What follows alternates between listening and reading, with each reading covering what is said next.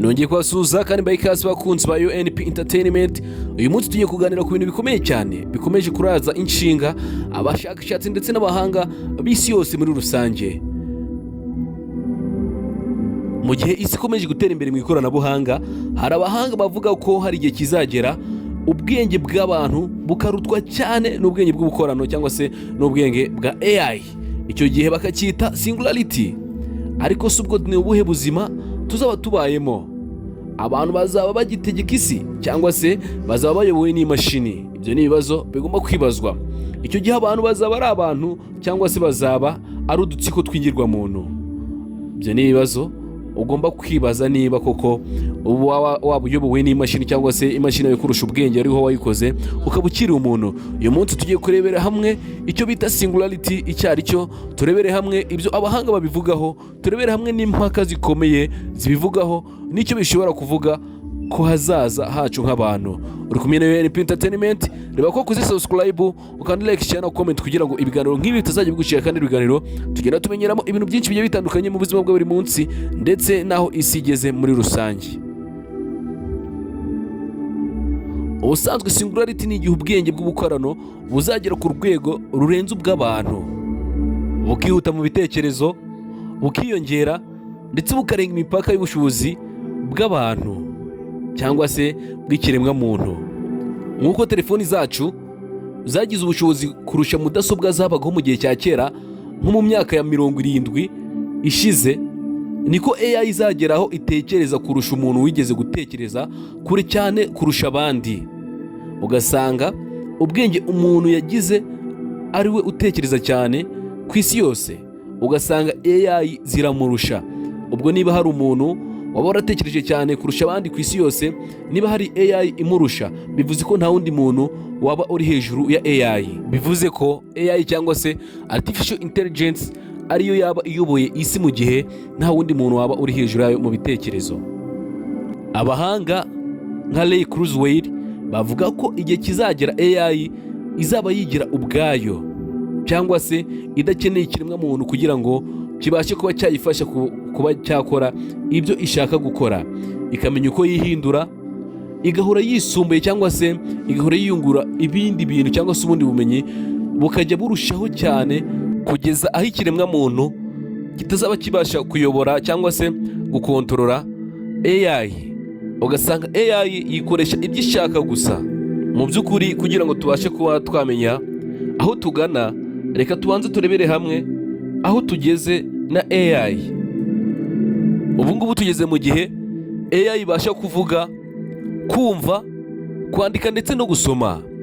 AI ishobora gucura indirimbo, igafasha abaganga mu kuvura ndetse igafata n'ibyemezo ku bijyanye n'inganda cyangwa se n'ibindi bintu muri rusange. AI igeze ku rwego ushobora kuyihereza project ikaba yayigukorera cyangwa se ikaba yagukorera summary yayo bitakugoye.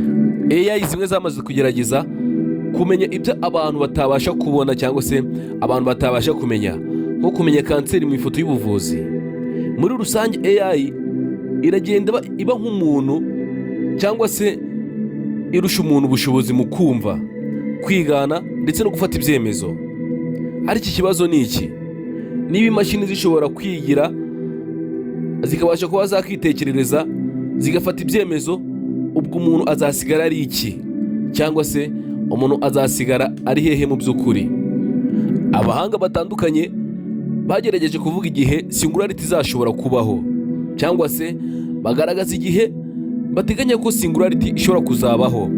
Ray Kurzweil yavuze ko izaba hagati ya 2045, mu gihe Elon Musk yemeza ko AI ikomeye izabaho mbere ya 2030.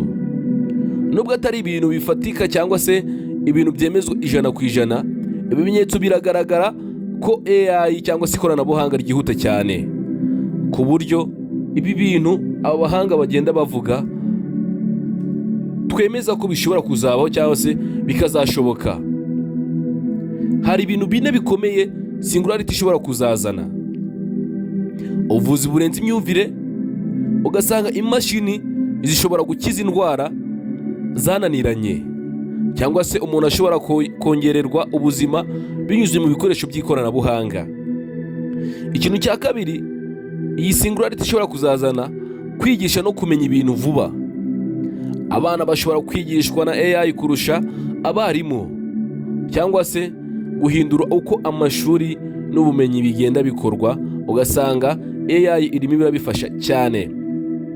Ikintu cya gatatu bishobora kuzazana guhindura ubukungu ndetse n'akazi.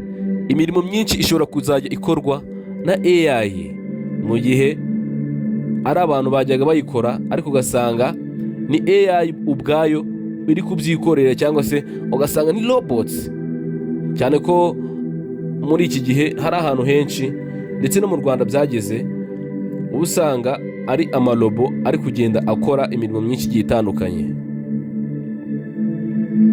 ndetse ugasanga abantu bashobora kumara imyaka batagikora, ahubwo AI ikabakorera byose, ndetse igatanga n'umusaruro mwinshi urenze uwo abantu bashobora gutanga. Ikintu cya kane iyi singularity ishobora kuzana guhindura ikiremwa muntu ubwacyo, kwihuza n'imashini bikaba ibisanzwe. Abantu bashobora guhinduka ibinyabuzima bifite ubushobozi bw'imashini, cyangwa se cyborgs. Ukazasanga kubera ko umuntu yafashe ubwenge bwe akabushyira mu mashini, ugasanga n'ubuzima bwe bwarahindutse. Kandi koko ntabwo umuntu ashobora gushyira ubuzima bwe mu mashini ngo usange agifite ubuzima cyangwa se agifite ubumuntu nk'ubwo yari asanganwe ataragira ubwo bushobozi. Nubwo singularity bavuga ko izaba ari nziza, reka tuze turebere hamwe ibyiza bavuga ko yazazana cyangwa se yatugezaho. Ikintu cya mbere bavuga ko singularity yaba nziza cyane kurusha uko tubayeho ubu ngubu, haboneka uburezi burenze imipaka. Kubera ko niba nshobora gusharinga cyangwa se n'undi muntu ashobora gusangiza ubwenge bwe akabusangiza abandi binyuze mu ikoranabuhanga, haba ubumenyi burenze imipaka. Ikintu cya kabiri bavuga ko ubuzima burebure no gukiza indwara byaba ari ibintu bisanzwe. Ugasanga umuntu abaho ubuzima burebure cyangwa se ubuzima busa nk'ubutarangira vuba, ndetse n'indwara zigakira vuba vuba, kubera ko haba ari gukoreshwa ubumenyi bugiye butandukanye ku isi yose. Ikintu cya gatatu bavuga ko isi ishobora kuzagira amahoro, kubera ko imashini zizaba zifata ibyemezo bisobanutse. Ariko nubwo kandi bavuga ko hari ibyiza byabyo, ari byo ngibyo tumaze kubona, hari n'ibibi bivuga ko byagaragara cyangwa se igihe byabaye bizagaragara. AI iramutse idakwirikiranwe ishobora gufata isi muri rusange, kubera ko yabigeze igihe yakifatira imyanzuro nta wundi muntu ushobora kwifatira umwanzuro. Bivuze ko igihe cyose icyo ishaka iba igomba kugikora byanze byakunda, kubera ko ubushobozi bw'abantu bwaba butagishobora kuyikontorora cyangwa se bwaba butagishoboye kuyihagarika. Umuntu ashobora gusigara atagifite icyo asobanuye cyangwa se atagifite icyo avuze, kandi mu by'ukuri ari we wayihanze. Ugasanga umuntu ntacyo avuze imbere ya AI, kandi ari we wayikoze. Ikintu cya gatatu gishobora kuzaba ubusumbane hagati y'abazana AI ndetse n'abatarayigeraho.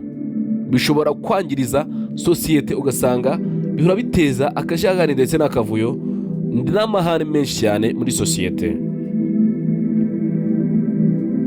Nubwo turi kurebera hamwe ibyiza n'ibibi, hari n'impaka zigenda zivugwa cyane. Abahanga bakomeje kugenda basesengura bibaza uko byamera cyangwa se uko byagenda igihe habonetse ibintu nk'ibyo ngibyo, kubera ko Ray Kurzweil avuga ko muri 2045 AI izaba igeze ku rwego rwiza rushimishije, mu gihe Elon Musk avuga ko ubushobozi AI ishobora kuzabugira mbere y'ibihumbi 2030. Mu by'ukuri hari impaka nyinshi zigenda zivugwa. Abahanga bagenda bakora ubushakashatsi umunsi ku wundi bibaza uko byamera cyangwa se uko byagenda. Ikibazo cya mbere abahanga bagenda bibaza, bagenda bavuga ko ese umuntu azaba akiyoboye cyangwa se azaba akifite uburenganzira, cyangwa azaba ari igikoresho cya AI. Ikibazo cya kabiri abantu bagenda bibaza cyane, bagenda bavuga ati ese AI iramutse ikangutse yaba ifite uburenganzira cyangwa se nta burenganzira yaba ifite. Gatatu, ese umuntu ashobora guhangana n'ikintu yamaze gukora kikamurusha ubwenge? icyo nacyo ni ikibazo abantu bagenda bibaza. Nanone bakibaza bati ese singularity izazana amahoro cyangwa se izazana ubwicanyi? Ugasanga ni ibibazo bikomeye cyane abantu bari kwibaza, kandi koko bifite sanse cyangwa se bifite byumvikana. Ubu ngubu rero turi mu gihe isi iri mu murongo ugana ku hazaza hadasanzwe. Mu by'ukuri uko tubana n'iri koranabuhanga nibyo bigena uko rizadufasha cyangwa se uko rizatuganza.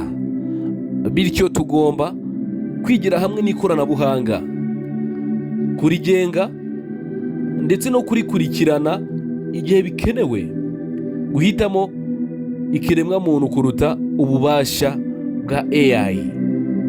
Umunsi singularity izaba iri hejuru, uzaba uri hehe cyangwa se ikiremwa muntu kizaba gihagaze he? Ese uzaba uri kureba imashini zitekereza kurusha wowe, cyangwa se uzaba uri kureba imashini zikubwira gukora ibintu udashoboye kandi ariho wazikoze? Oya, tekereza wibaze ngo igihe uzaba uri kureba imashini ziri gukora cyane ibyo wazishyizemo kukurusha, ugasanga ziri no kugufatira imyanzuro, uzaba uri hehe nk'ikiremwa muntu? Ese wowe wemera ko igihe cya AI kizagera ikarusha ikiremwa muntu ubwenge? Ese wowe uba wumva ari ibintu bikwiye gutera ubwoba cyangwa se uratekereza ari amahirwe? Wemera ko abantu bashobora kwigira inama biciye mu ikoranabuhanga, cyangwa se wemera ko AI izaba ikontorore isi? Uri kumwe na NP Entertainment, twandikire muri comment utubwire uko ubyumva, tubegeye gukanda subscribe kugira ngo ibiganiro nk'ibi bitazajya bigucika, kandi ari ibiganiro tugenda tumenyeramo ibintu byinshi bigiye bitandukanye mu buzima bwa buri munsi. Ibiganiro nk'ibi ntakagaruka. Ciao ciao, murakoze cyane.